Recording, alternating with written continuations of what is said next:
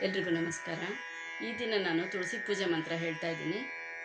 ಸಕಲ ಪಾಪ ಹಾರಿಣಿಯಾದ ತುಳಸಿಯು ಶ್ರೀಹರಿಯ ಪ್ರೀತಿ ಪಾತ್ರಳು.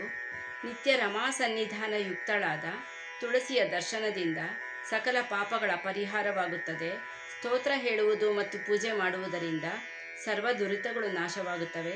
ಉದಯ ಕಾಲದಲ್ಲಿ ಎದ್ದು ಶುಚಿರ್ಭೂತರಾಗಿ ಶುದ್ಧೋದಕದಿಂದ ಅಂದರೆ ಶುದ್ಧವಾದ ನೀರು ತುಳಸಿ ಗಿಡಕ್ಕೆ ನೀರೆರೆದು ದೀಪ ಹಚ್ಚಿ ಅರಿಶಿಣ, ಕುಂಕುಮ, ಹೂವು, ಮಂತ್ರಾಕ್ಷತೆ, ನೈವೇದ್ಯಕ್ಕೆ ಹಾಲು, ಸಕ್ಕರೆ, ಕಲ್ಸಕ್ಕರೆ, ಬೆಲ್ಲ, ಹಣ್ಣು ಏನಾದರೂ ಇಟ್ಕೋಬೋದು.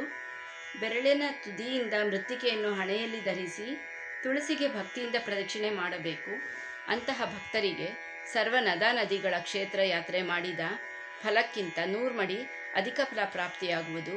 ಸಕಲ ದುರಿತಗಳ ಪರಿಹಾರ, ಅನಂತ ಜನ್ಮಗಳ ಪಾಪ ಪರಿಹಾರವಾಗುವುದು. ಈಗ ತುಳಸಿ ಪೂಜೆ ಮಂತ್ರ.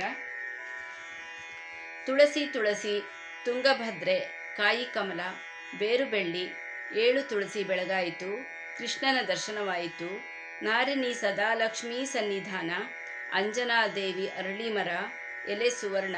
ನಿತ್ಯದಲ್ಲಿ ನೀರು ಹಾಕಿದರೆ ಹಾರಿತು ಪಾಪ, ಹತ್ತಿತು ಪುಣ್ಯ. ಹತ್ತಲಾದಾಗ ಇರುವಳು ಮುತ್ತನ್ನ ಮುಡಿವಳು. ಅಂಗಳದಾಗ ಇರುವಳು ಮಲ್ಲಿಗೆ ಮುಡಿದವಳು. ಮುತ್ತೈದೆತನ ಕೊಡುವಳು. 1 ಪ್ರದಕ್ಷಿಣೆ ನಮಸ್ಕಾರ ಹಾಕಿದರೆ ಪಾಪ ಖಂಡನವಾಗುವುದು.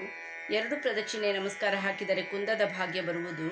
3 ಪ್ರದಕ್ಷಿಣೆ ನಮಸ್ಕಾರ ಹಾಕಿದರೆ ಮುತ್ತೈದೆತನ ಬರುವುದು. 4 ಪ್ರದಕ್ಷಿಣೆ ನಮಸ್ಕಾರ ಹಾಕಿದರೆ ನಾರಾಯಣನ ಲೋಕದಲ್ಲಿ ಇರುವಳು. 5 ಪ್ರದಕ್ಷಿಣೆ ನಮಸ್ಕಾರ ಹಾಕಿದರೆ ಅಯೋಧ್ಯಪುರದಲ್ಲಿ ಸೀತಾದೇವಿಯ ಚರಣ ಸೇವೆ ಮಾಡಿಕೊಂಡು ಸುಖದಿಂದ ಬಾಳುವಳು. ಶ್ರೀಕೃಷ್ಣಾರ್ಪಣಮಸ್ತು.